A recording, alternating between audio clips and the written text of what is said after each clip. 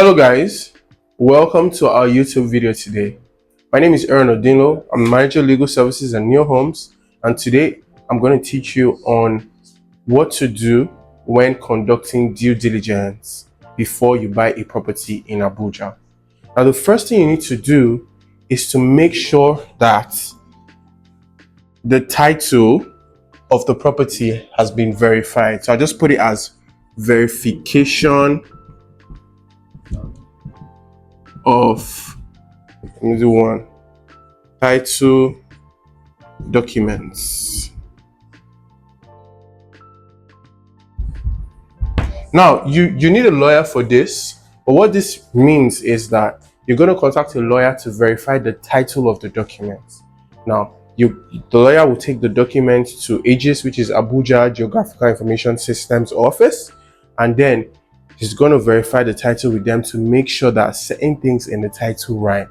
Now, one of the things he's going to be looking for is the name of the allottee. The name on the title document that was given to you has to match with the name on, the system at AGIS. He's going to also be checking the plot size and also if the land has any encumbrance, that means there's any, interest has been registered on the land, like a court case, or the land has been used to take a loan or something like that. This is going to be verified by your lawyer. Now, when that has been checked and the verification has been done by your lawyer, the next thing that you move on to is Nexus.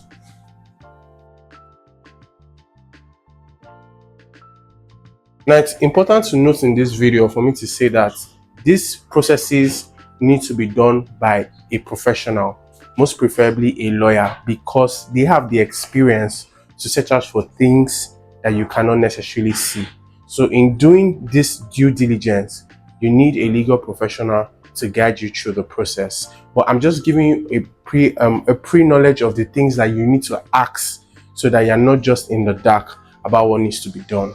The next thing, like I said, is Nexus, right? You need a legal professional to examine their transferring instruments. What this means is probably their sale agreements or their deed of assignment with the people that they bought the land from. So if you're buying most likely from a company, a real estate company, they're not the original allottees of this land. These lands were allotted to individuals, and these individuals sold to the real estate company.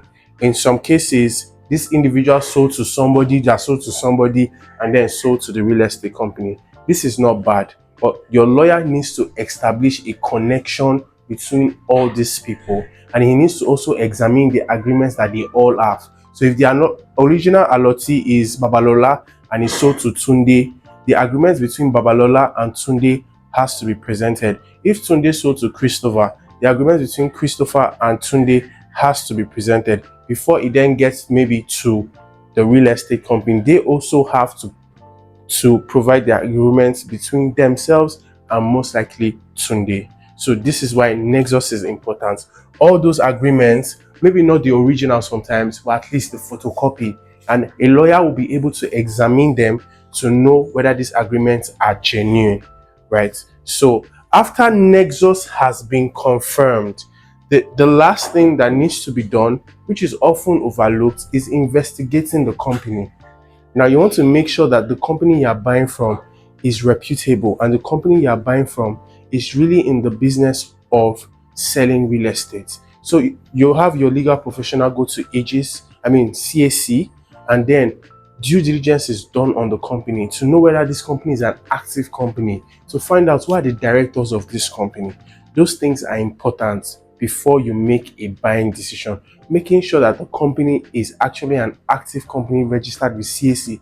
There are some real estate companies that are just out there selling lands and they don't have registered companies. They just come up with a name, do a flyer, they collect your money. Simply going to AGIS, to CAC to do a verification on the company or due diligence on the company can save you from losing millions of naira and paying money to fraudulent companies, right?